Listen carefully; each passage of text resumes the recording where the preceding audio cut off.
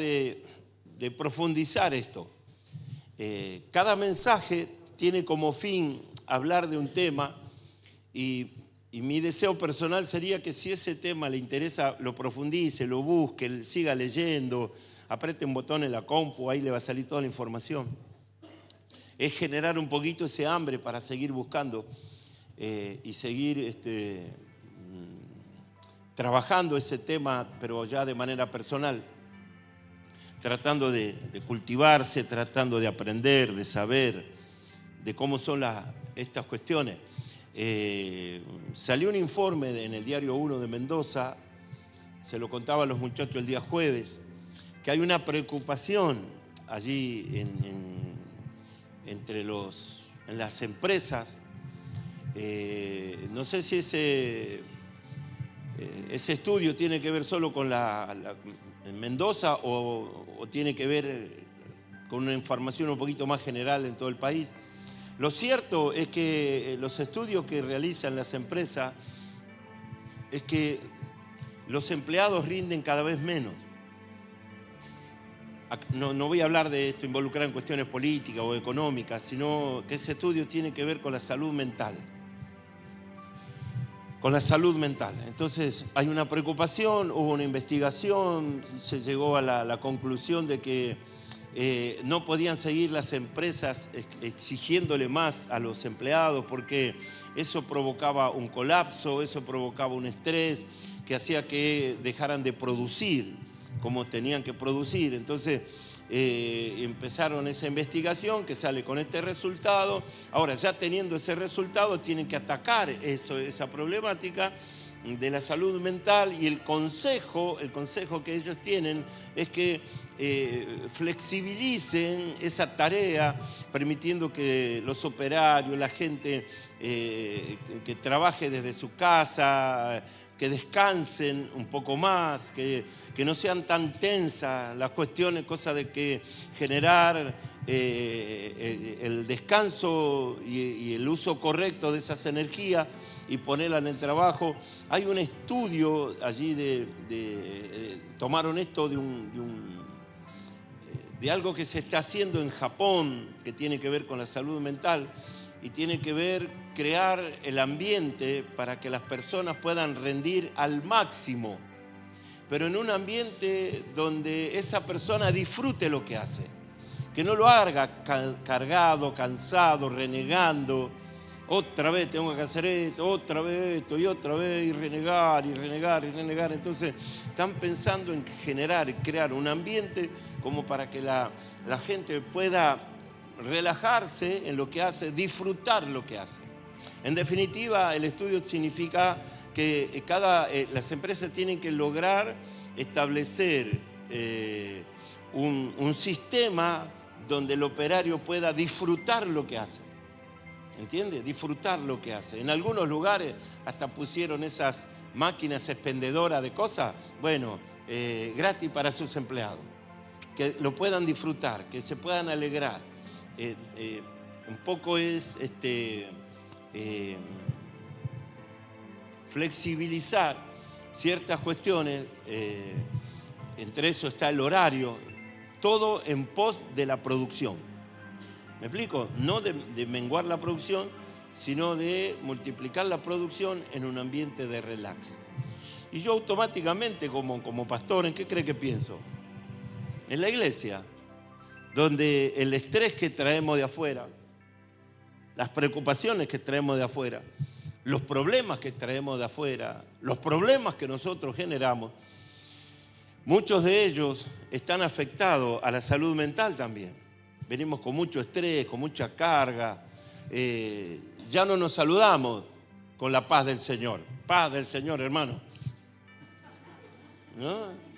Sí, está como que le da la mano y se manifiestan algunos hermanos. Otro, no hable porque si llega a hablar puede recibir tal vez una respuesta un poco... Santiago, cortala, Santiago. Alguien que le pega a Santiago. Está en el culto, no está en el cine. Está en el culto, no en el cine. ¿Se da cuenta que estamos estresados? Bueno, entonces la cuestión es flexibilizar, aflojar, crear un ambiente agradable, y en base a eso estamos tratando de modificar ciertas cosas, de que la gente se sienta con paz, feliz en todo lo que podamos hacer para que nos entendamos mejor. En una oportunidad tuve una experiencia de ir a una fábrica, había un viñedo familiar, no era industrial, era muy lindo el lugar, que lo atendían una familia, y a eso le añadieron quesos de cabra, ¿no? Entonces prepararon todo el lugar, todo el ambiente, para que las cabritas tengan su espacio. Y saben que habían puesto un sistema de sonido donde se alimentaban las cabras, y un sistema de sonido donde ordeñaban a las cabras, y era toda música clásica. Claro, ellos estudiaron el caso, ¿no? Estudiaron y lograron que en ese espacio agradable las cabras primero dieran mucha más leche, ¿sí? Que aumentaran la producción las cabritas.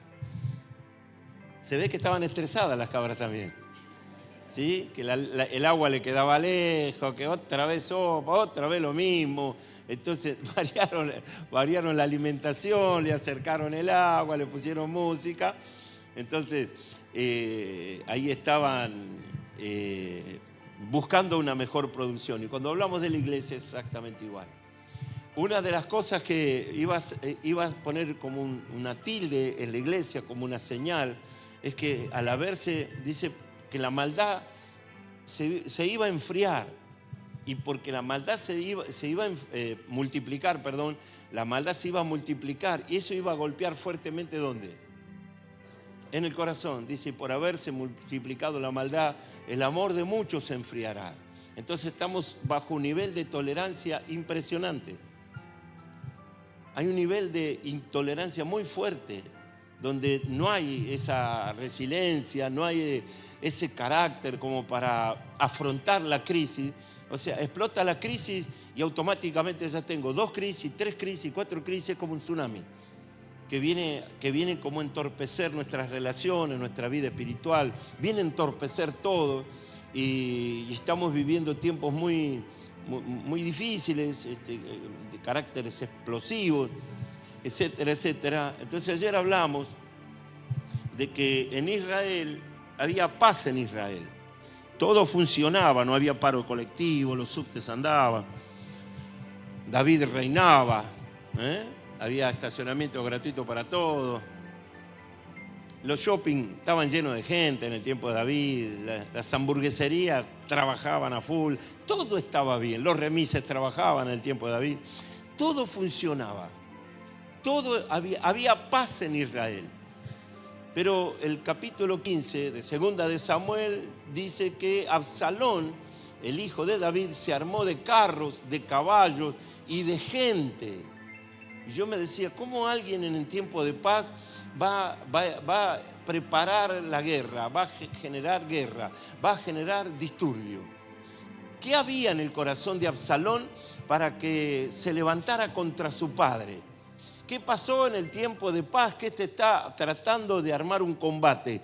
Y le decía a los hermanos, cuando alguien se levanta para crear una batalla o una guerra, tiene que saber que esa guerra la puede perder. Que si alguien se levanta en armas, puede perder esa batalla.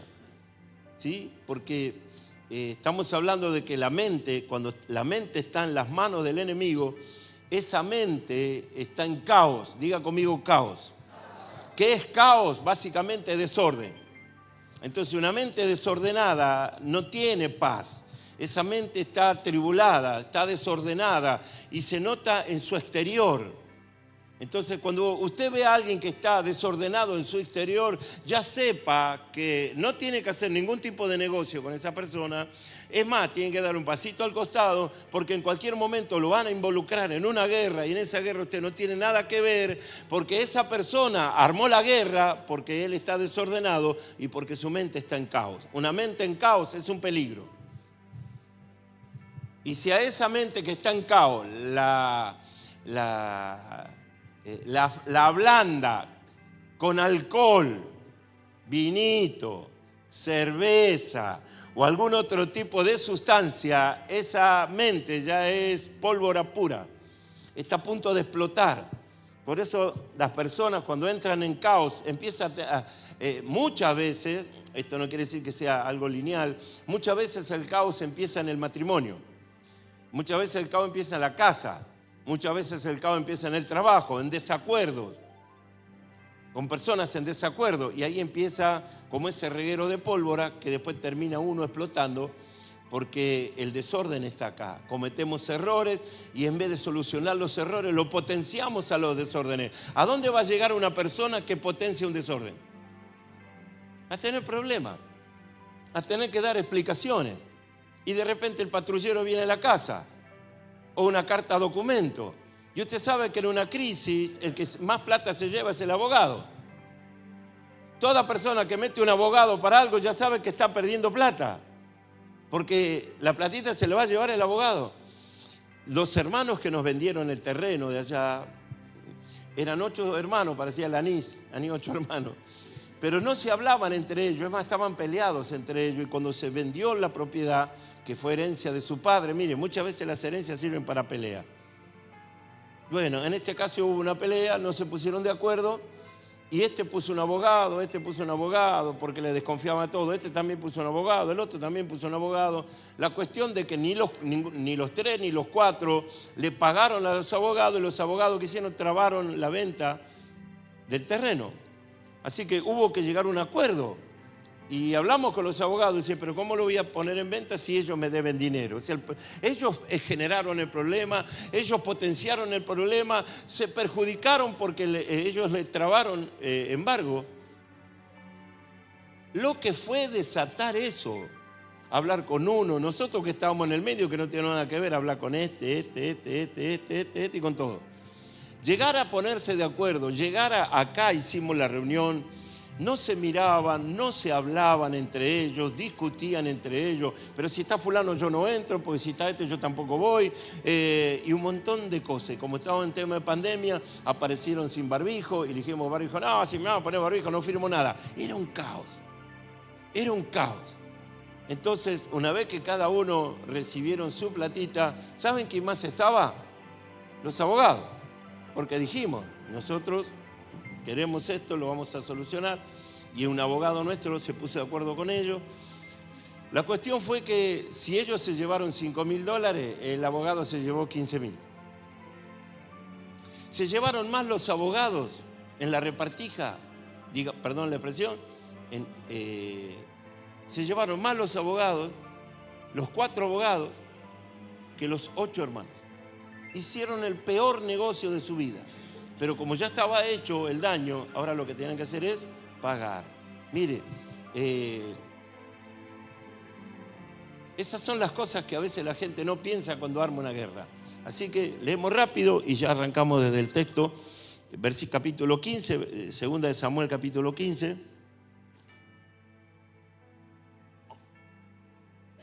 Esta es una historia larga. La Biblia es palabra de Dios. Pero hay historias donde se revela el corazón de las personas. Hacemos las cosas mal. Tenemos pensamientos malos. Entonces, cuando la mente está en manos de Satanás, está una mente en caos y una mente desordenada. Hasta el punto que dejan de reconocer a sus padres. El que tiene desorden en su mente y su mente está en caos, le llega a levantar la mano a su padre, a su madre. Se rebelan contra papás y mamás, no lo reconocen, están tan ensimismados, están fuera de gobierno, están en otro mundo, están en otra cosa, que llegan a desconocer a las personas que le aman. Pero una mente que está bajo el control de Dios, una mente que que fue entregada a esa persona al Señor y esa mente está en el Señor, esa persona, esa mente está en entendimiento, comprendiendo, siendo comprensivo.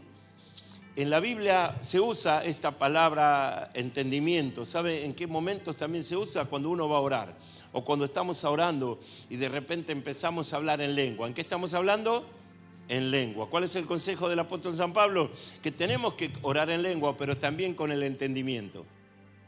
El entendimiento es la zona, la mente que está bajo el control del Espíritu Santo. Esa mente ya está disciplinada. Y si hay algo que cuesta disciplinar es la mente.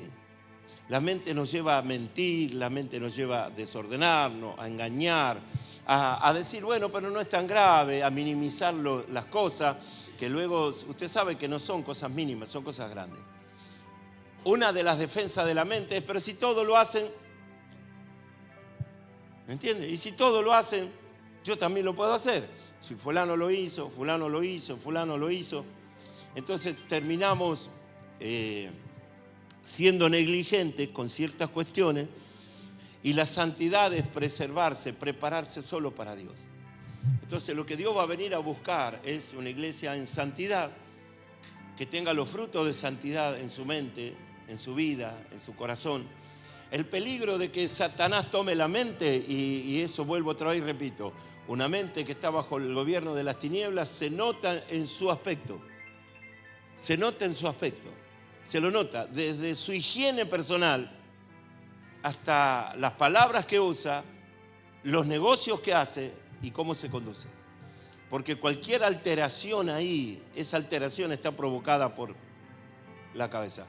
Hay errores, claro que sí hay errores no forzados, pero hay otros errores sí que son forzados, y es como que hay una tendencia a hacer muy mal las cosas. Entonces, en un momento de paz en Israel, dice la Escritura, capítulo 15, 2 de Samuel, capítulo 15, dice, aconteció después de esto que Absalón se hizo de carros y caballos y de 50 hombres que corriesen delante de él.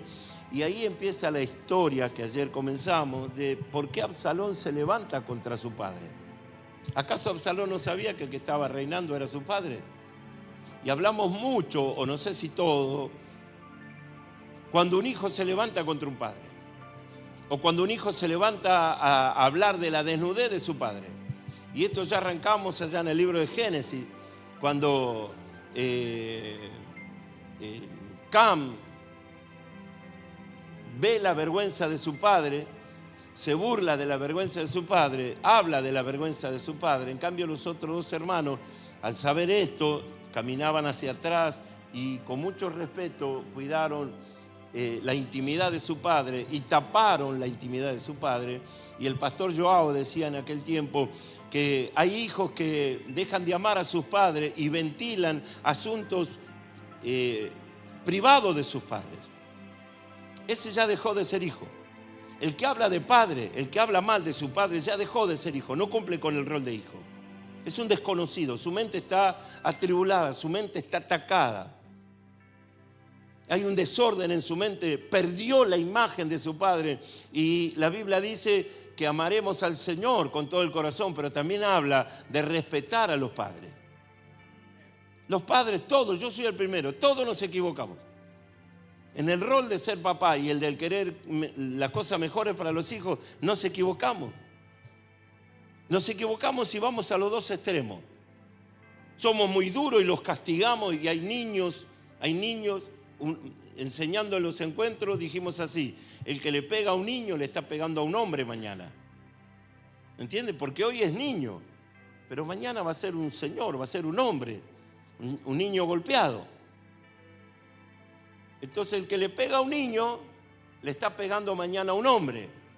Y hay niños que llevan en su corazón, niñas, jovencitas, jovencitos que tienen en su corazón malas experiencias con sus padres. Y también el otro extremo, darle todo a los hijos. Papi, quiero una zapatilla, pero si ya tenés 20 zapatillas, ¿para qué quiero una? No, porque esta tiene una lucecita en el cordón.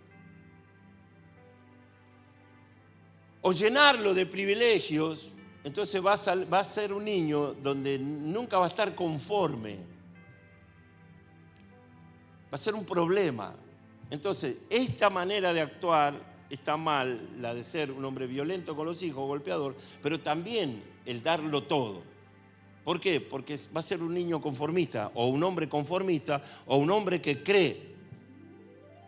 Mañana, un hombre que cree que todos le tienen que dar y hacerlo sentir cómodo. y aceptar lo que ellos dicen y proponen.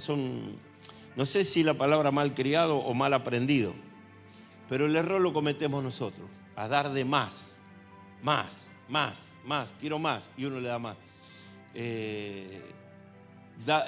Absalón perdió la vista de su papá, se armó de carros, gente que iba gritando Absalón, Absalón, Absalón. Tenía un deseo de protagonismo, tenía un deseo de querer ser alguien. Y usted se encuentra y se choca en la vida con personas que quieren ser alguien. Y no importa el daño que hacen porque ellos quieren ser alguien. Si tienen que lastimar, pisotear a uno o a otro, no les importa a nadie porque ellos quieren ser alguien. Y cuando uno quiere tener algo, también se esfuerza por tener algo, y si no llega, son capaces de hacer cosas, hasta estafas o trampas para llegar a ser ese alguien. O sea, la mente se desordena de tal manera que no considera que para llegar a eso lo tiene que hacer con esfuerzo y trabajo.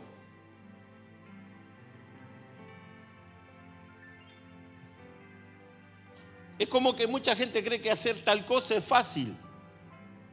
Es fácil ser rey. No sé qué es lo que lo sedujo a Absalón a levantarse contra el trono de su padre. Y cuando la Biblia habla del trono del padre, y cuando la Biblia habla del trono del rey, ¿de qué cree que están hablando? Es una figura del trono del Señor, de la figura del Señor y de gente que se levanta contra el trono del Señor no teniendo por qué hacerlo. Muchas veces sus enojos, o por no saber administrar su crisis o su enojo, se levantan contra el trono. Se enojan contra el Señor, cuando no lo tienen que hacer. Entonces de repente Absalón se levantó una mañana y dijo: yo voy a ser el futuro rey de Israel. Hizo toda una trama. La Biblia lo pone como que eso iba creciendo. Acá estaba, ya me he ido a la otra página. Dice: y la conspiración se hizo poderosa y aumentaba el pueblo que seguía a Absalón. Él empezó a comprar voluntades. Absalón compró voluntades. Así empiezan las grandes divisiones o pequeñas divisiones en las iglesias, donde alguien quiere ser o ocupar el lugar pastoral, donde alguien quiere hacer algo contra el pastor, quiere quedarse con la congregación, o quiere quedarse o quiere armar él su propia congregación, y no tiene ningún prurito en dividir una iglesia. Ya sabe que esa iglesia que sale de una división no va a prosperar, es una carga, es una maldición, porque Dios no se la dio. Mire, Dios necesita obrero, pero no obrero de esa condición. Y cuando un hijo se levanta contra un pastor, cuando un hijo divide una iglesia, imagínese en qué error caen los que le siguen a esa persona que dividió una iglesia. Acá en el barrio hay un montón de iglesias divididas que salieron de una división. Conozco personas que llamaban a gente de una congregación: vení, ya me abrí la iglesia. Y otro pavo iba y se metían en un lugar de oscuridad porque solo era una ambición personal. Entonces, este fulano iba acá, no me gusta acá, y allá tampoco, y allá tampoco, y allá tampoco, y allá tampoco, acá tampoco. ¿Sabe qué hicieron? Bueno, vamos a abrir una iglesia que a mí me guste. Y ellos se postulaban pastores para pastorear una iglesia que les guste a ellos. ¿Dónde termina eso? Entonces, ¿qué pasa acá? Absalón habla de su padre. Perdió el orden, perdió el origen, perdió la sensibilidad, y Absalón empezó a conspirar contra su papá. La mente desordenada hace que no vea que es tu padre, o que es tu pastor, o que es tu amigo, o tu hermano. Entonces se llevan a perder estos valores. Y yo puse acá en el capítulo 15, comenzó el principio de la muerte de Absalón.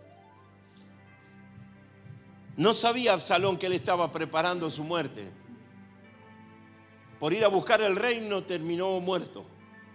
Por levantarse contra su padre terminó muerto. Sus pensamientos fueron el principio de una serie de cosas que perdió Absalón. Y cuando le hablo de la mente, cuando el diablo logra conquistar la mente, El próximo paso es el corazón. Entra por el oído, queda en la mente, el diablo, los pensamientos de las tinieblas ganan el espíritu de la mente, ganan la cabeza, nos hacen pensar cosas que no tenemos que pensar. Y una vez que ya está controlada la mente, el próximo paso es tomar el corazón. Y cuando hablo de tomar el corazón es dejar de amar. Por eso se deja de amar. En este caso él dejó de amar a su padre. Se deja de amar a gente que uno ama y empieza a amar a gente que nos hace daño. O sea, dejo de amar al que me cuida y empiezo a amar al que quiere mi propia destrucción, al que no me respeta, al que no me valora. Entonces empezó su historia. Primero es el pensamiento, luego la acción. Él llegaba a las puertas y decía: cuando yo sea rey te voy a favorecer, cuando yo sea rey yo te voy a ayudar. No, es que si vas a mi papá no tiene tiempo, pero cuando yo sea rey. Y dice, y así Absalón ganaba el corazón del pueblo, hasta que Absalón va a David, lo dice textos arriba, y le dice: padre, tengo que ir a Hebrón porque tengo que cumplir mis votos. Esa imagen es de una falsedad ideológica y religiosa. Le está mintiendo a su padre. Él sabía que iba a ir a Hebrón a proclamarse rey, no a cumplir los votos. Y luego usted lo ve a Absalón levantando las manos y adorando, o haciendo, ofreciendo holocaustos, sacrificios.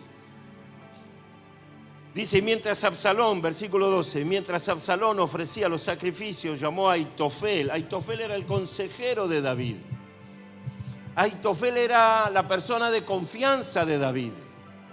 Pero cuando lo llamó por teléfono a Absalón, Aitofel pensó 2 segundos, dejó a David y se fue tras la conspiración. Hay gente que está al lado tuyo y hay gente que está al lado nuestro, que está esperando que usted caiga o que yo me debilite para hacer sus planes.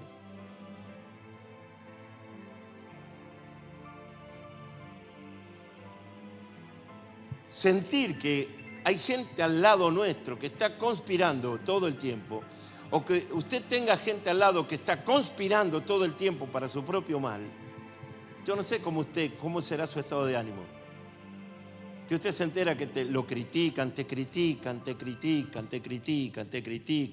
por lo que tenés, por cómo te vestís, por el auto que tenés, por la casa que tenés, por el modo de vida, por lo que lograste, etcétera, etcétera. ¿Cómo se puede estar al lado de personas que inclusive familiares, usted le da todo, le brinda todo, pone todo lo que usted puede en la mesa y sabe: ay, mira, el pollo está frío? Pará.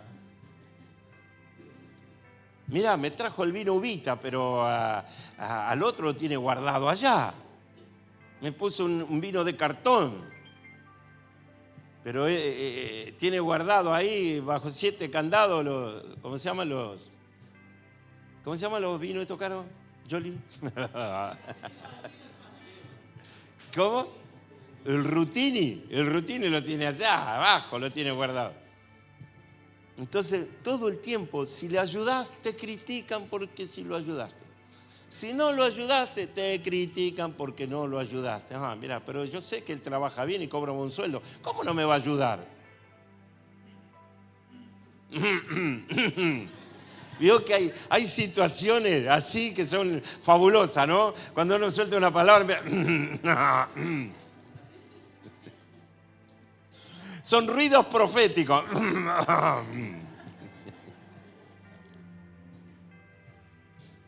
Absalón era ese tipo que le importaba lo que él quería.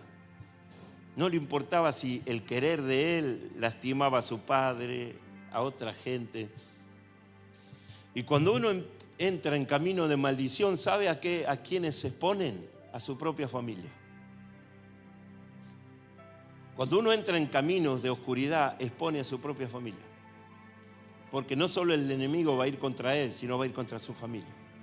Entonces, todo aquel que quiera armar una guerra tiene que saber si está en condiciones de armar una guerra. La segunda pregunta: ¿por qué querés armar una guerra en tiempo de paz? ¿Por qué querés agitar las olas cuando las aguas están tranquilas? ¿Cuál es tu objetivo? ¿Qué querés lograr? Entonces, de repente, que David sepa que su hijo está armándose de carros, de caballos y de gente, era el principio de una rebelión. Y la Biblia dice, la conspiración se hizo grande en el versículo 12. Después dice que vino un mensajero y le dijo a David todas estas cosas. David, que era grande ya, un hombre experimentado en batalla, en guerra, dijo vámonos, porque cada día la conspiración se hacía más grande y cada día la gente se sumaba a la conspiración. Mire, nosotros tenemos una historia lamentable y oscura en nuestros años de democracia,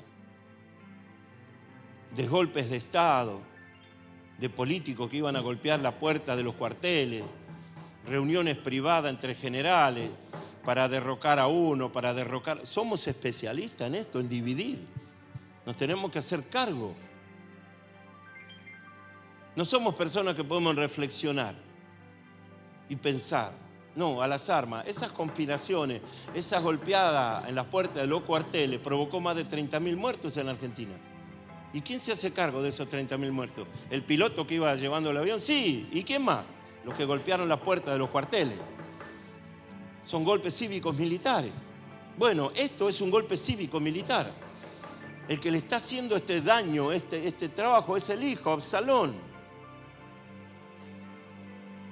Tenemos una historia muy triste nosotros, lamentable como argentinos. Recién estamos arrancando una temporada de democracia, pero en todo lugar, escucha, el gobierno se cae, vamos a hacer esto, que se vaya. Mire, puede ser horrible el gobierno, pero déjelo, alguien lo votó, por alguna razón está. No me gusta a mí, me embromaré yo, qué sé yo. Pero el pensar que tirar abajo todo es tirarnos tierra encima a todos. Yo no estoy de acuerdo en nada con ciertas cosas y con ciertos personajes, pero no veía poner una bomba como se han puesto bombas. Le estoy hablando de las noches más oscuras en el país. Que porque este tiene una idea, era contraria a aquel y bueno, nos matamos. Mire, mejor no me meto ahí porque se me pone un coso acá, ¿vio? De que un sindicalista fue muerto a balazos por la famosa AAA o Montoneros. Entonces no estamos hablando de que venimos de Suecia, de Noruega. Somos un país bastante complicado. Ahora, esto mismo que le acabo de decir está pasando acá en Israel, en esa temporada.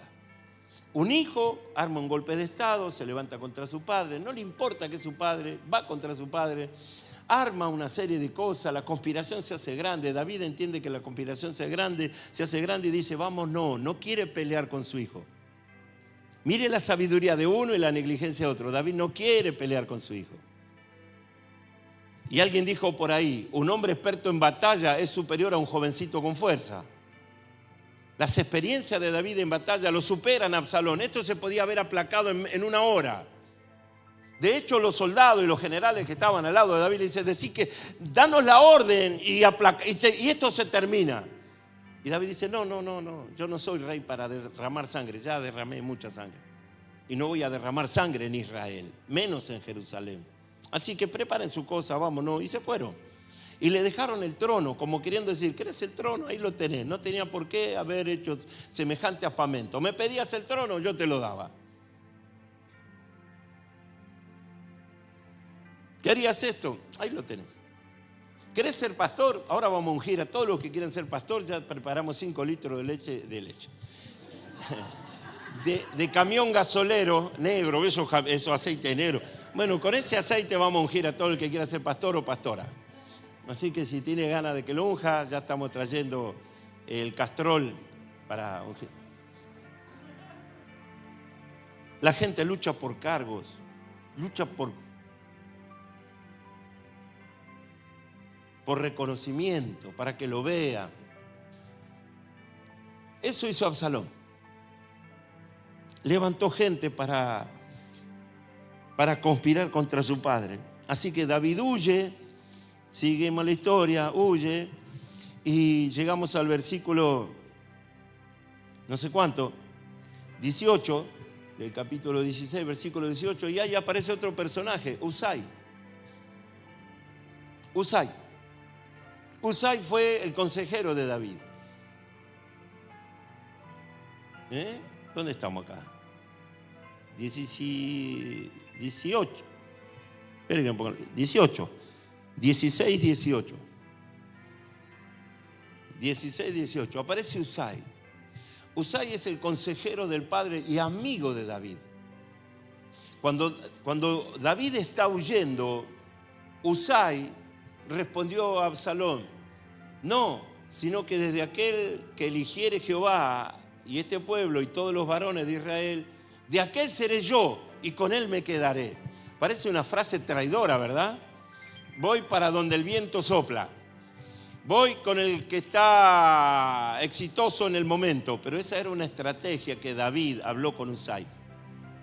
Mientras está ya Absalón dirigiendo a Jerusalén para tomar el trono, Usai le dice: me voy contigo. Es fiel Usai. Ojalá la iglesia se llenen de estas personas con la naturaleza de Usai. Le dijo: yo me voy, me quedo contigo. David dijo: no, prefiero que te quedes en Jerusalén.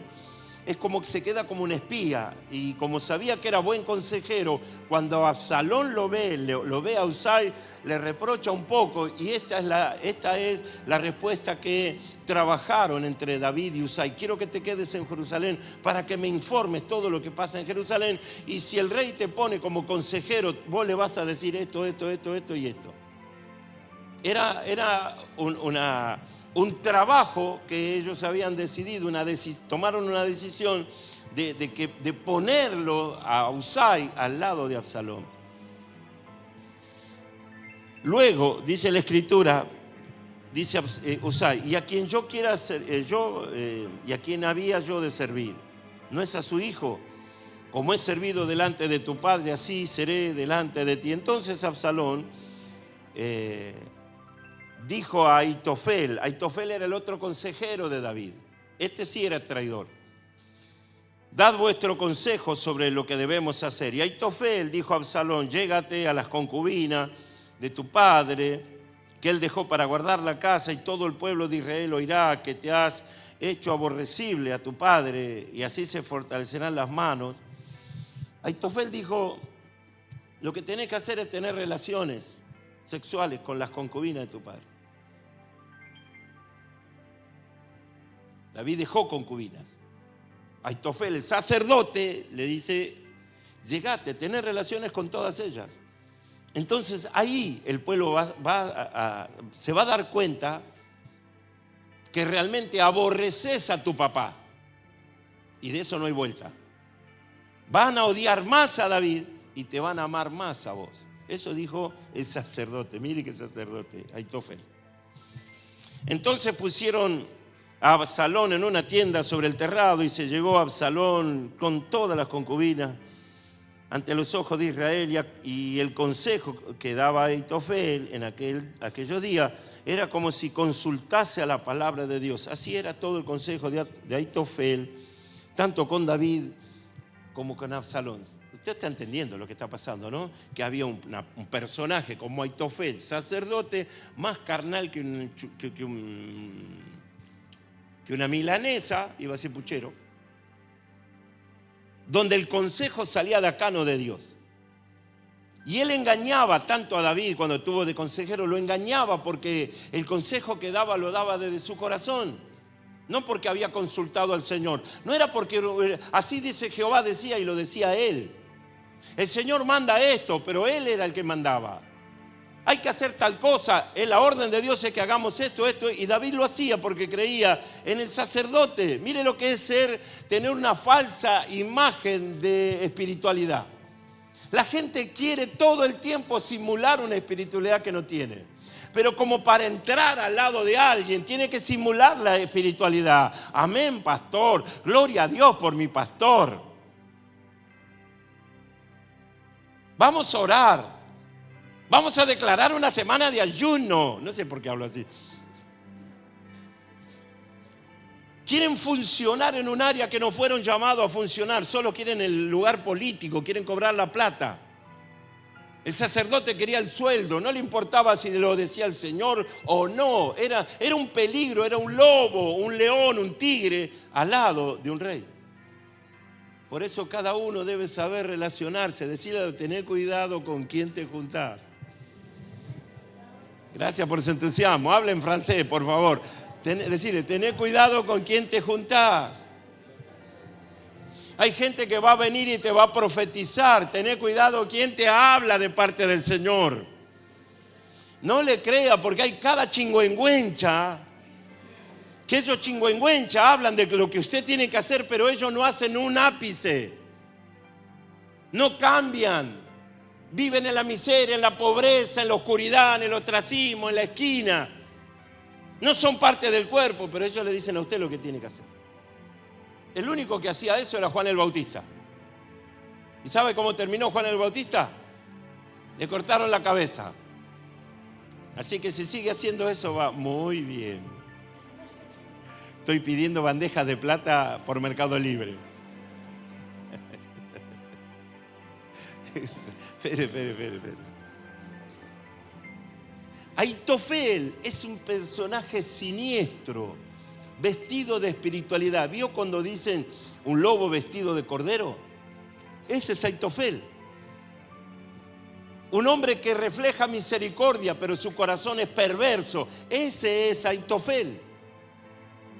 Aitofel está por la ganancia. Aitofel está para salir en la foto. Aitofel está para salir en TN. ¿Qué opina, señor Aitofel, del gobierno? Ah, fabuloso. El Señor me dijo que acá vamos a ir al cielo directamente, sin ninguna estación. Vamos a florecer. ¿Escuchó esta palabra para ahí, no? No, está mucho mejor. Bueno, ese es Aitofel. Un peligro Aitofel. Decirle al lado, tener cuidado con Aitofel.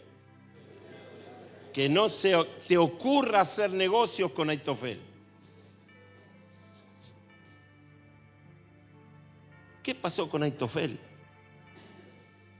Dice, en capítulo 17, dice, entonces Aitofel dijo a Absalón, yo escogeré ahora 12,000 hombres y me levantaré y seguiré a David esta noche y caeré sobre el rey David mientras él está cansado y débil de manos. Lo atemorizaré y todo el pueblo que está con él va a huir y yo lo voy a matar al rey. Él le sirvió al rey hasta hacía un par de meses atrás. Entonces, ¿qué dice la Biblia de la imagen de Aitofel? Es el traidor. Dice, yo voy a caerle de noche. ¿Qué le suena a eso? Voy a esperar el momento y lo voy a atacar. ¿Vio cuando usted se sorprende y dice, pero este me hizo daño, pero si comió conmigo? Ese. Yo un día dije, no haga negocio con el filisteo porque el filisteo va a ser siempre filisteo. No, pero le voy a llevar a mi vecino una pasta frola de dulce batata como me gusta a mí. Llévale la pasta frola, pero el enemigo va a ser siempre enemigo y el filisteo siempre va a ser filisteo. Y esa pasta frola no lo va a cambiar en cristiano. Seguirá siendo filisteo. ¿Me está entendiendo? No, pero yo voy a tener una buena ofrenda a la iglesia. Traiga la buena ofrenda, pero seguirá siendo filisteo.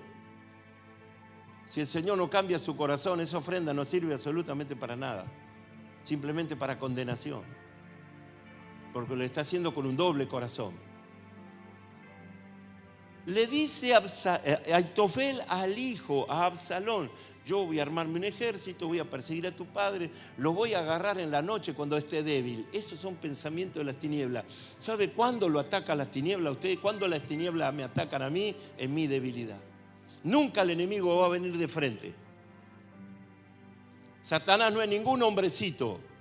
Siempre ataca en tu debilidad, en tu tristeza, en tu noche oscura, cuando estás compungido, cuando ves síntomas de debilidad. Ahí es donde Satanás viene en forma de hermanitos, de Aitofeles y de Absalones. Va a usar al que está más cerca tuyo para lastimarte. Va a usar a que menos lo pensás, porque ese tiene su pensamiento en cualquier cosa. Entonces Satanás viene, toma la mente de ese cercano tuyo, de ese pariente, de ese amigo, y te va a enfrentar Satanás con ese amigo que tanto amás. Mire, no hay peor cosa que esta que le acabo de contar, que un gran amigo se te levante con el afán de destruirte. ¿De dónde salió esa idea? de la mente de Satanás, que tomó la mente y luego tomó el corazón. Ese es el peligro. Por eso todos los días el Señor dice, ¿qué cosa? Dame tu mente. Así dice el Señor, dame tu mente. ¿Qué es lo que dice todos los días el Señor a la iglesia? Dame tu corazón, no dejes tu corazón en manos del sinvergüenza este. No dejes tu corazón en manos del enemigo. ¿Qué dice de la mente? ¿Qué tengo que hacer yo con la mente? Renovarla. ¿Quién tiene que renovar la mente? Haga el dedo más malo en la mano y tóquese el pecho. Por mi culpa, por mi culpa, por mi gran culpa. Yo tengo que renovar la mente. Si a mí se me filtró un mal pensamiento, ¿quién lo tiene que sacar de la mente? Yo. Cuando usted no puede sacar un pensamiento que se filtró, usted va y pide un consejo. ¿Para qué pide el consejo?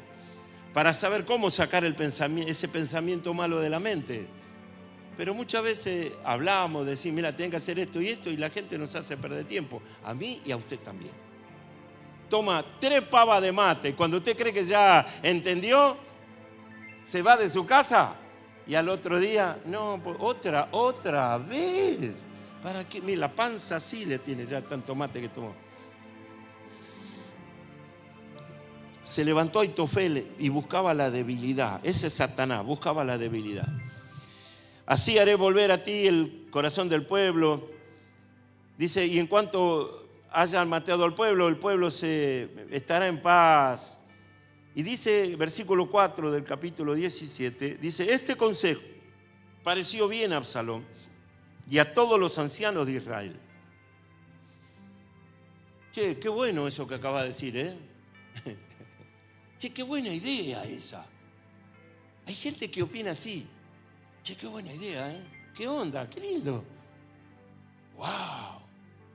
Qué inteligente Aitofel. Entonces dijo Absalón, llamen también a Usai, Arquita, al fiel, para que así mismo oigamos lo que él va a decir. Cuando Usai vino a Absalón, le habló a Absalón diciendo, así ha dicho Aitofel, ¿seguiremos su consejo? Dinos tú, ¿qué vas a hacer? ¿Qué querés que hagamos? Entonces Usai dijo a Absalón, mire, el consejo que ha dado esta vez Aitofel no es bueno. Tocó el orgullo. Tocó el orgullo de Aitofel. ¿Cómo que mi consejo no se va a oír? ¿Cómo que mi consejo es malo? Y añadió Usai, versículo 8, capítulo 17. Tú sabes que tu padre y los suyos son hombres valientes y que están con amargura de ánimo, como una osa en el campo cuando le han quitado su cachorro. Además, tu padre es hombre de guerra y no pasará esta noche con el pueblo. Y aquí él estará ahora escondido en alguna cueva, en algún lugar. Y si al principio cayeren algunos de los tuyos, quien quiera que lo oyere dirá, el pueblo que siga a Absalón ha sido derrotado. Y aún el hombre valiente cuyo corazón sea como corazón de león desmayará por completo, porque todo Israel sabe que tu padre es hombre valiente y que los que están con él son esforzados. Son tan valientes como tu padre. Aconsejo pues que todo Israel se junte a ti. Ahí está la astucia de David al ponerlo a este hombre para debilitarlo, a su hijo, para debilitar a su hijo. Usai lo que está haciendo es debilitar a Absalón. Entonces le acometeremos en cualquier lugar donde se hallare y caeremos sobre él como cuando el rocío cae sobre la tierra, y ni uno dejaremos de él y de todos los que están con él. Y si se refugiara en alguna ciudad, todos los de Israel llevarán sogas a aquella ciudad y la arrastraremos hasta el arroyo, hasta que no se encuentre allí ni una piedra. Entonces Absalón y todos los de Israel dijeron, el consejo de Usai Arquita es mejor que el consejo de Aitofel, porque Jehová había ordenado que el acertado consejo de Aitofel se frustrara, para que Jehová hiciere venir mal sobre Absalón. Dijo Usai a los sacerdotes Sadoc y Abiatar, así aconsejó Aitofel a Absalón y a los ancianos de Israel, y de esta manera aconsejé yo. Por tanto, enviad inmediatamente y dad aviso a David diciendo, no te quedes esta noche en los vados del desierto, sino que pasa luego el Jordán para que sea destruido el rey y todo el pueblo que con él está. Y Jonatán y Ahimás estaban junto a la fuente de Rogel, y fue una criada y le avisó, porque ellos no podían mostrarse viniendo a la ciudad. Estas dos personas son fieles a David y la criada también. Pero fueron vistos por un joven, el cual hizo saber a Absalón. Sin embargo, los de ellos se dieron prisas al caminar y llegaron a la casa de un hombre en Baurim, gracias, Etelvina, que tenía en su patio un pozo dentro del cual se metieron, y tomando la mujer de la casa una manta, la extendió sobre la boca del pozo y tiró granos trillados, y nada se supo del asunto. Luego, llegando los criados de Absalón a la casa de la mujer, le dijeron: ¿dónde está Ahimaas y Jonatán? La mujer dijo: ya han pasado el vado de las aguas. Y como ellos lo buscaron y no lo hallaron, volvieron a Jerusalén. Y después que se hubieron ido, aquellos salieron del pozo y se fueron y dieron aviso a David, diciéndole: levantaos, daos prisa al pasar las aguas, porque Ahitofel ha dado consejo para vosotros. Es una novela, es una película de hechos lamentables uno de otro, de muchas traiciones, de muchas deslealtades. Ahitofel tiene un papel crucial, porque Dios lo está usando a Ahitofel, que fue consejero de Absalón, para torcer el consejo de Absalón y llevarlo a la pérdida, a perder. Ahitofel, el que estaba al lado de David, el hombre de confianza, el segundo en el reino, el sacerdote que oficiaba en el templo, que hacía sacrificios, fue el primer traidor en esta historia que le toca pasar a David. Muchos de los que están al lado tuyo, a lo mejor, o al lado mío, no tienen nada que hacer al lado tuyo y tampoco al lado mío. Es duro, ¿verdad? Es muy duro. Se lo bajo al nivel más bajo que pueda y se me ocurre ahora. Un técnico de fútbol toma la dirección técnica y tiene el trabajo de decir: ¿sabes una cosa? No te voy a tener en cuenta. ¿Sabes una cosa? No te tengo en cuenta. Está para tomar decisiones. Y tiene que mandar al banco o venderlo a otro club. Pero ese chico juega, tiene la camiseta, que lo amamos. No entra en el trabajo que yo quiero hacer. No puedo contar con él. Y se arman cada líos. En un trabajo, más de una vez, usted tiene que hablar con el empleado. Y el empleado roba. Y usted sabe que roba. ¿Qué hace con ese empleado? ¿Lo sostiene? ¿Le llama la atención una vez, 2 veces? ¿Y después qué hace? ¿O qué tendría que hacer? Hay gente que está al lado nuestro, al lado suyo. No sé a quiénes se lo digo, te está robando. Hay gente al lado tuyo que te está criticando. Al lado tuyo, el que come de tu mesa quiere quedarse con cosas que vos ni siquiera te enteraste. Eso es lo que estaba pasando ahí en Israel. Con gente importante, gente rica, millonarios, sacerdotes. Entonces, le quiero adelantar un poquito, así ya vamos a la Santa Cena.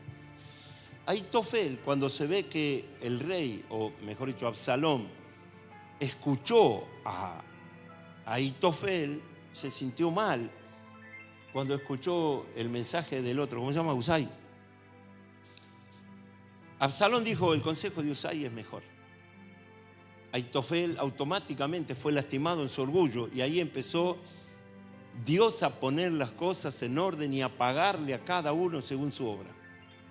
El primero que cae en esta revuelta es el sacerdote Ahitofel. ¿Sabe qué hizo Ahitofel?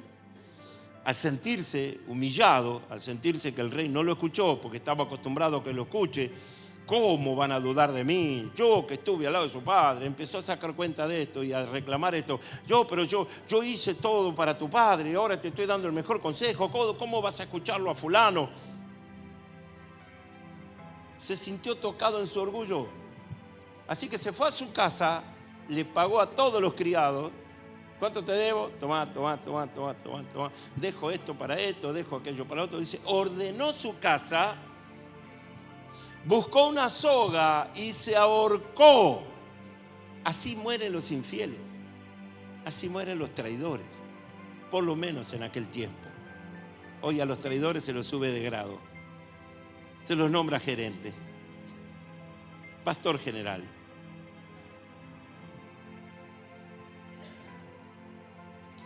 Ahitofel termina muriendo porque Dios empezó a poner la casa en orden. Un detalle y vamos a la Santa Cena. Vayan preparándose los muchachos. David huye, deja el trono, deja Jerusalén.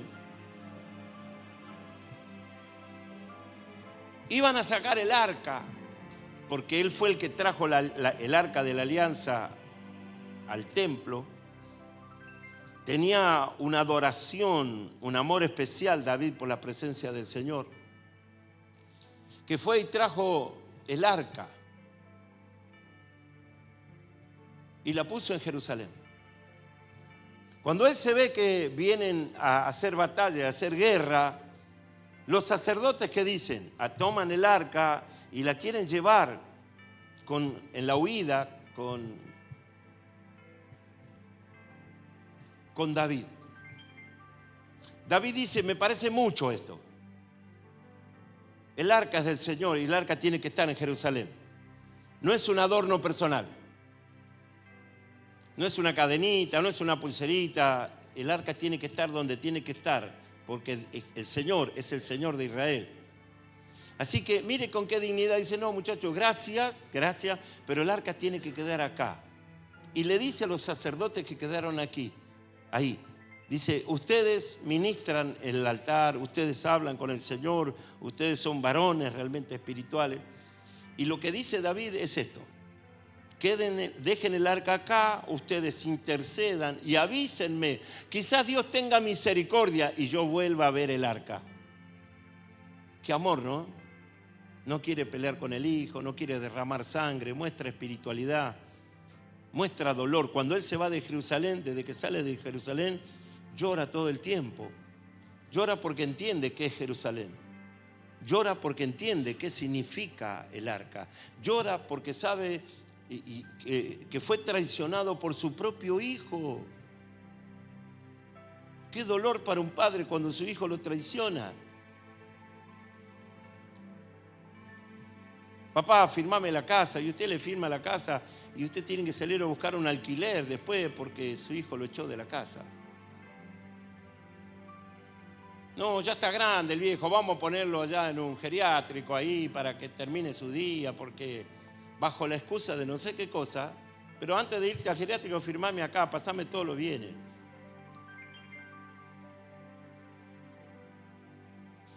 Esto ha sucedido en todas las etapas del hombre. Por eso dice la Escritura, dice de esta manera: cuando el Señor vuelva a la tierra, ¿hallará fe en la tierra? ¿Hallará amor en la gente?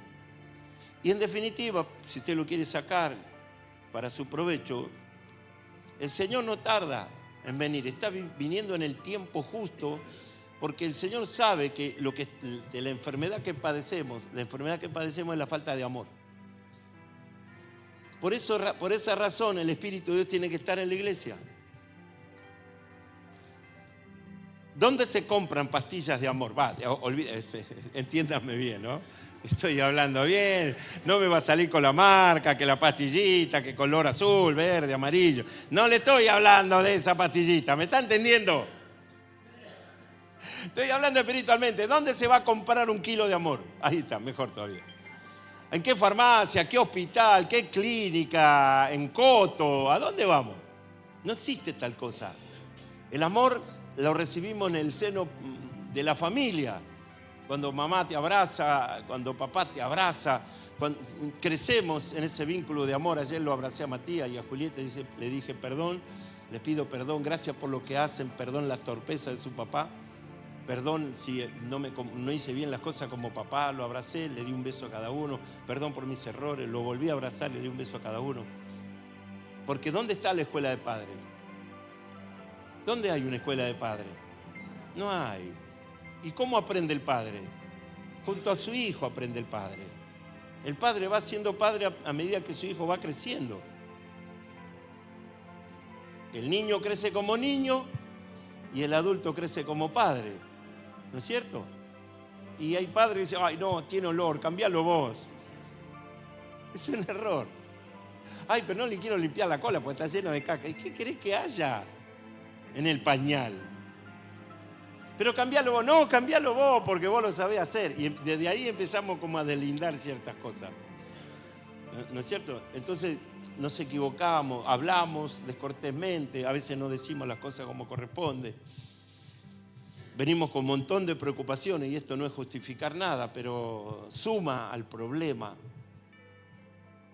Pero mire David. David dijo, no voy a pelear con mi hijo, no voy a hacer guerra en Jerusalén. Dejen el arca acá. No soy dueño del arca, soy administrador del arca. Que el arca quede acá. No tiene por qué venir conmigo al destierro. Que quede acá. Y si yo hallé gracia delante del Señor, volveré a ver el arca. Mire qué tremendo hombre.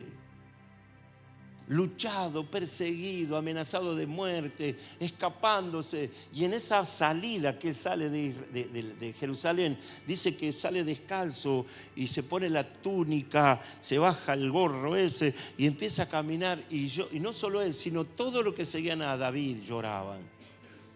Porque veían que Jerusalén estaba amenazada, que el arca estaba amenazada, que la espiritualidad de Jerusalén estaba amenazada, que el plan de adoración iba a terminar con Absalón, iba a terminar con todo eso, e iba a ser una ciudad política más que religiosa.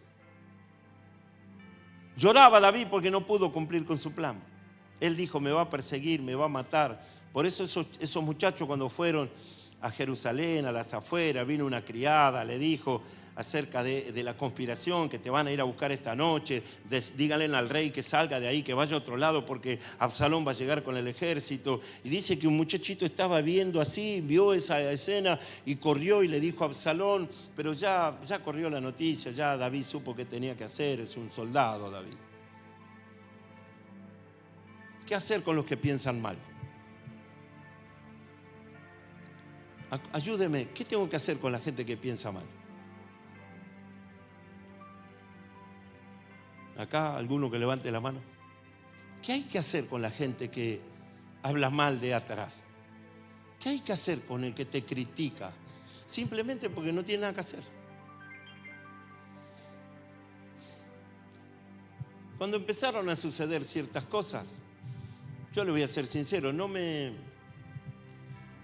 me desagradó un poco el llamado por teléfono de Joao. Porque siempre es hablando mal, que se cae todo, que explota todo. No me dice, van a venir dinero de Roma ahí que dejó el Papa para que haga la iglesia. Un tío va a venir y te va a dejar unos euros para que construya una cúpula. Dice el Señor que a partir de hoy, no sé, están conspirando contra la iglesia. Y yo este mensaje lo recibí ayer cuando me estaba bañando, así que le conviene que yo me bañe. Porque cuanto más me baño, vienen los mensajes, ¿verdad? Y yo dije, Señor, ¿cómo hago esto? Déjame a mí, dijo Rolo, el jueves. El Señor me dijo, Rolo. Ahora yo le digo, el Señor me dijo a mí, tranquilo, yo me voy a encargar. Si la mente está ordenada, todo funciona y estamos bajo entendimiento. Entendemos lo que hacemos, entendemos por qué son las cosas. Pero si la mente está desordenada, es un caos. Y en el caos no hay sabiduría, no hay comprensión. En el caos es sálvese quien pueda. ¿Me entienden? Sálvese quien pueda.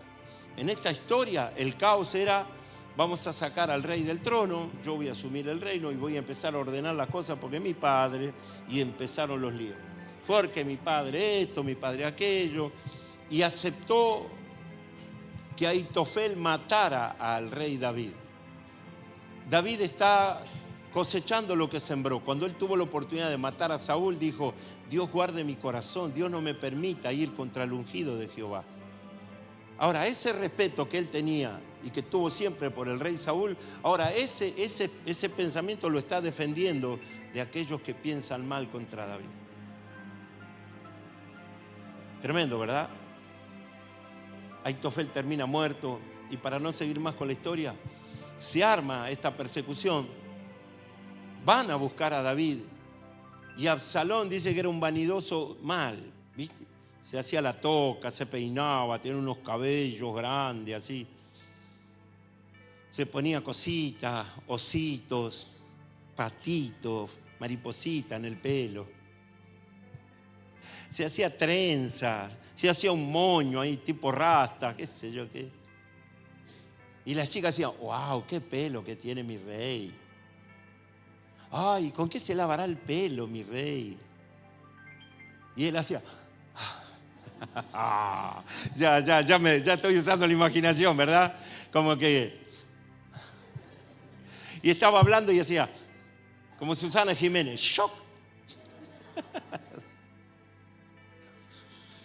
Esa vanidad lo mató. Esa vanidad es el fruto de su mente desordenada. Esa vanidad lo mató porque agarró la mula y lo persiguió, porque David está acá, agarró la mula y pasó por unos enramados que había ahí. Él quedó colgado de las guedejas, él quedó colgado del pelo. La mula siguió y él quedó con las patitas así, colgado de ese árbol, quedó colgado porque el cabello se le enredó en esa rama y quedó como pataleando. ¿Y sabe quién lo mató? El mismo que lo trajo al reino lo terminó matando. Joab, que era uno de los peores de al lado de David, valiente en extremo, pero peor consejero. El que lo trajo le dijo a David, ya es tiempo de que Absalón te venga a ver, intercede por Absalón. Joab lo trae, ahí lo ve, está en la escena, y el que lo lleva y el que potencia a Absalón es Joab. Y como se armó la guerra y él es soldado de David, cuando lo vio a Absalón colgando de los pelos, Joab hizo así y termina matando a Absalón. Las conspiraciones terminan así. El que tiene mal corazón termina así, herido por sus propios planes, mordido por la propia serpiente. ¿Sabe qué pasó? Cierro.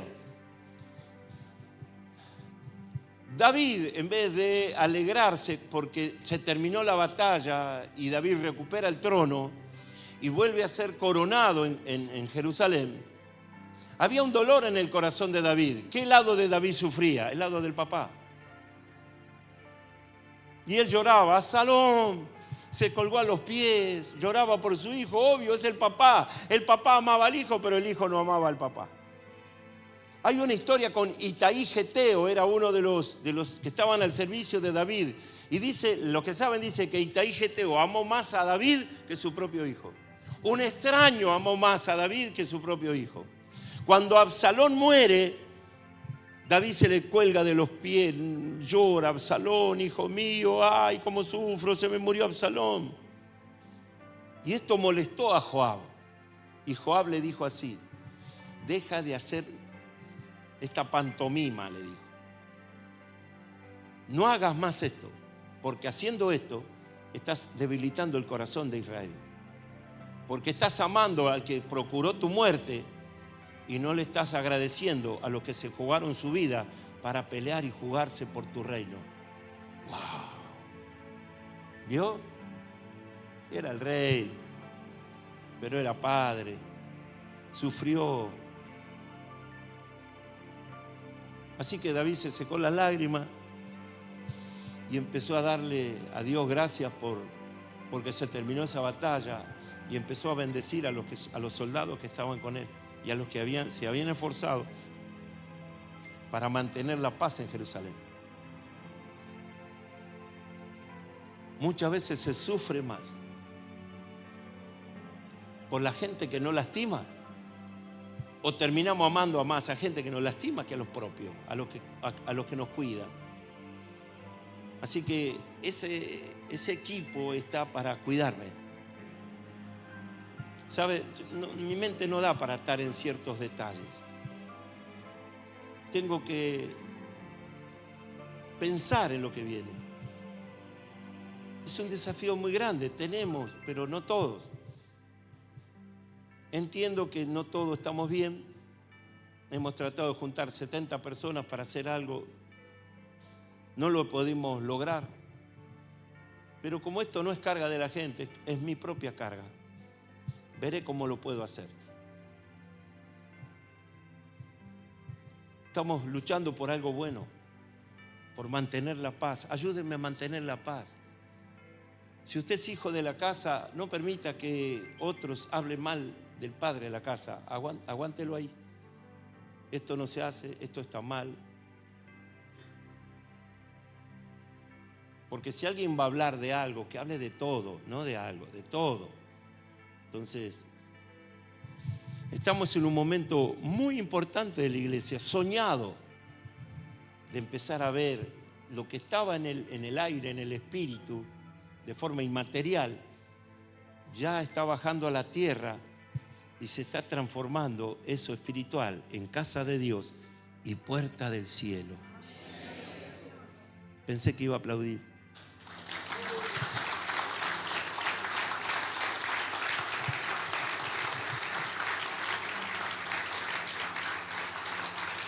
Vamos a adorarle al Señor. Estas cosas se repiten en toda familia. En todos lados hay una cosa por resolver. Una crisis. No todos somos tan buenos como decimos que somos. Siempre hay algo. La imperfección siempre va a estar. Lo importante es tener la humildad para reconocer esa cuestión.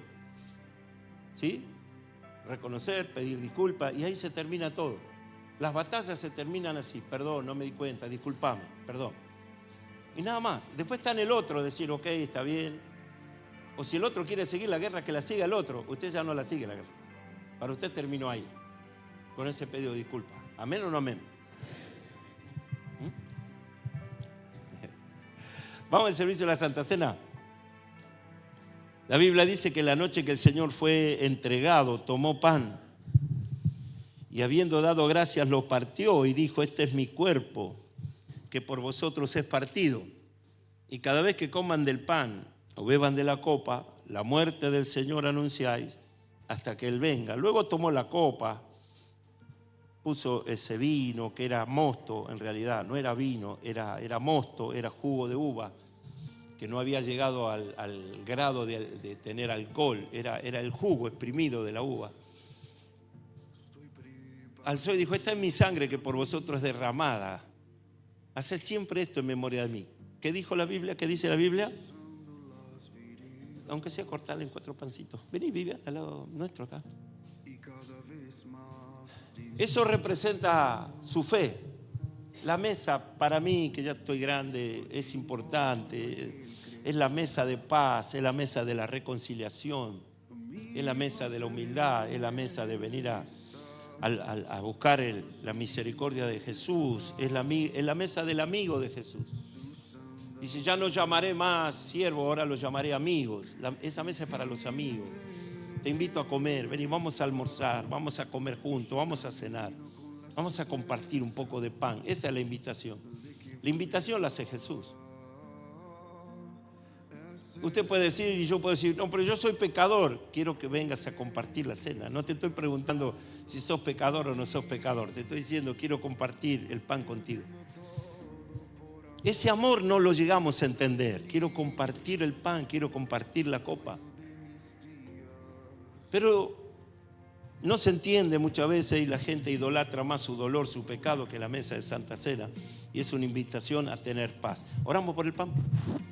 Señor, gracias por tu sacrificio, por tu muerte, por tu entrega, por tu amor.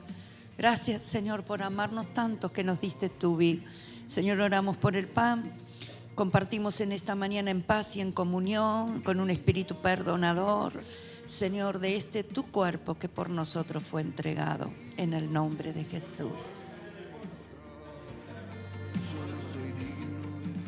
Señor, te damos gracias por esa copa que representa la sangre vertida en la cruz del Calvario. A través de esa sangre nos diste vida, una nueva oportunidad, nos abriste la puerta y nos diste una bendición tremenda, Señor, de poder encontrarnos nuevamente con nuestro Padre, con nuestro Dios Todopoderoso. Gracias, gracias porque hoy podemos compartirlas todos juntos, Señor, y a través de tomar esa copa, Señor, Señor, nos unimos en ese mismo sacrificio en el nombre de Jesús. Amén. Así como está, adore un minutito. A ver, si quiere levantar su mano, inclinar su cabeza. Le vamos a adorar al Señor. Señor, gracias por esta Santa Cena, gracias por este tiempo. Es lo mejor que podemos hacer para ti, compartir la Santa Cena con mis hermanos. Perdón por todos nuestros pecados. Perdón por nuestra falta. Límpianos con la sangre de Jesús. Señor, quiero acercarme a la mesa, quiero servir, Señor, como instrumento. Y para eso necesito tu perdón. Señor, que la sangre de Jesús me limpie mi mente, mi corazón. Mi vestidura que estén blanca, resplandeciente. Adórele un minutito, suba, a ver. Suba, adórele. Adórele. Adórele.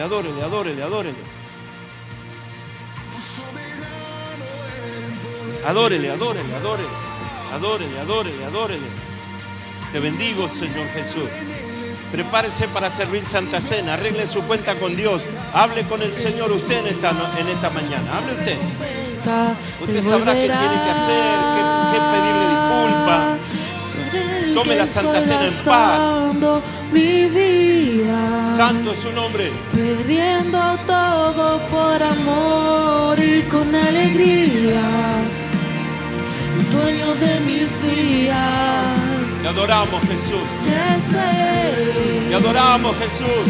Por el que estoy Mi alma te alaba. gastando mi vida, Bendice la iglesia. perdiendo todo. Ayúdanos a prepararnos por amor y para con servirte con alegría. Ayúdanos en la construcción. Envías a quien tengas que enviar. Ordena lo que tengas que hacer. Ayúdanos, Señor, a prosperar para construir tu casa de oración. Bendigo a los hermanos, bendigo a la iglesia, bendigo a tu pueblo en el nombre de Jesús. Y mientras adoramos, servimos la mesa. Ahora sí, el pan por un lado, la copa. Vamos. Te bendecimos, Jesús.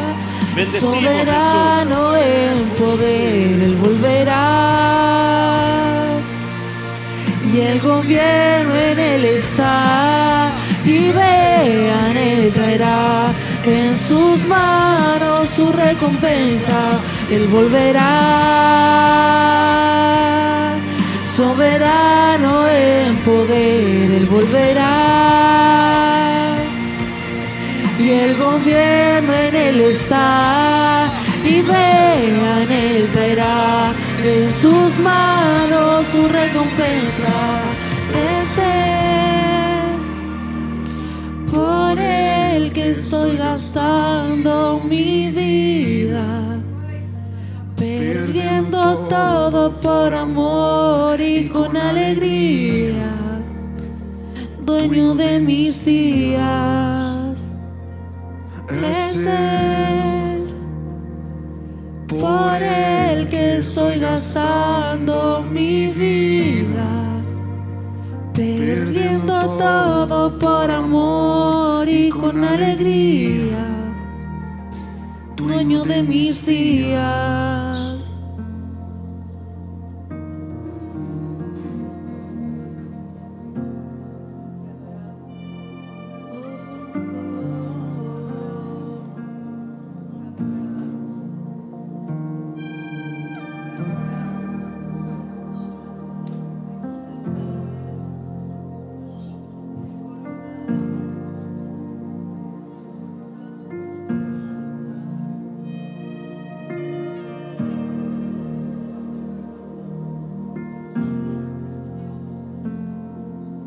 Precioso Señor, precioso Dios, te coronamos Señor, te coronamos Señor. Recibe la adoración en esta mañana, recíbela Señor. Sí, Jesús.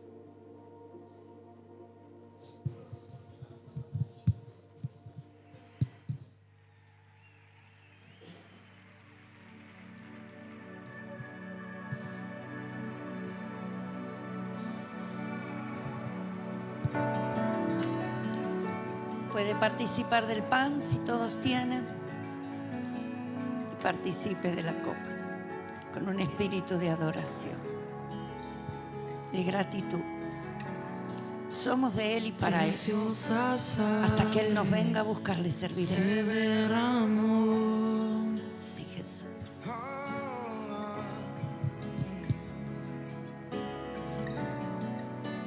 Preciosa sangre fluyó por amor.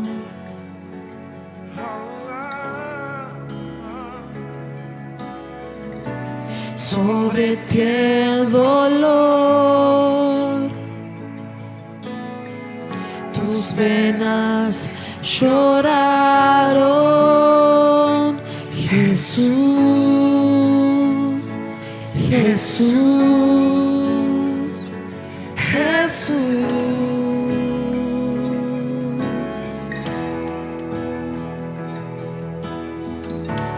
Hay poder en la sangre que fluyó por amor. Hay poder en la sangre que Él derramó.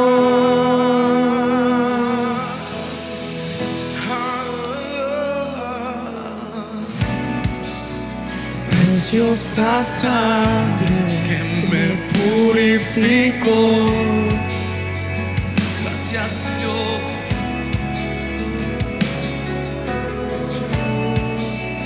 Preciosa sangre que me transformó. Jesús, gracias. Sobre ti el dolor,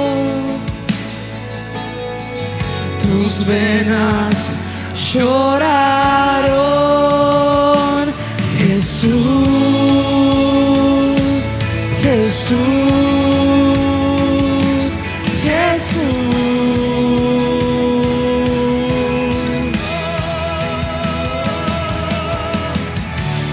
Hay poder en la sangre que fluyó por amor. Hay poder en la sangre que derramó. Ponte de pie y adórale. Hay poder. Tu sangre, Sí, Jesús, decláralo. me transformó. Tu sangre. Tu sangre, Decláralo. me perdonó. Tu sangre, Sí, Señor. me limpió. Tu sangre me sanó. Tu sangre. Tu sangre me salvó. Tu sangre, Sí, Señor. me transformó. Tu sangre. Tu sangre me perdonó. Lo declaramos, Tu Señor. sangre, Sí, Jesús. me limpió. Tu sangre me sanó. Tu sangre me salvó. Hay poder en la sangre que fluyó por amor. Hay poder en esa sangre. Hay poder en la sangre, Preciosa sangre, sangre que santa, derramó. derramada en el nombre de Jesús. Que el Señor te bendiga. Que tengas un precioso mes de mayo. Bendecí a tu hermano y andate cantando. Hay poder en esa sangre que se vertió, que se derramó, que fluyó por amor para salvarnos, sanarnos y Hay transformarnos. poder en la sangre que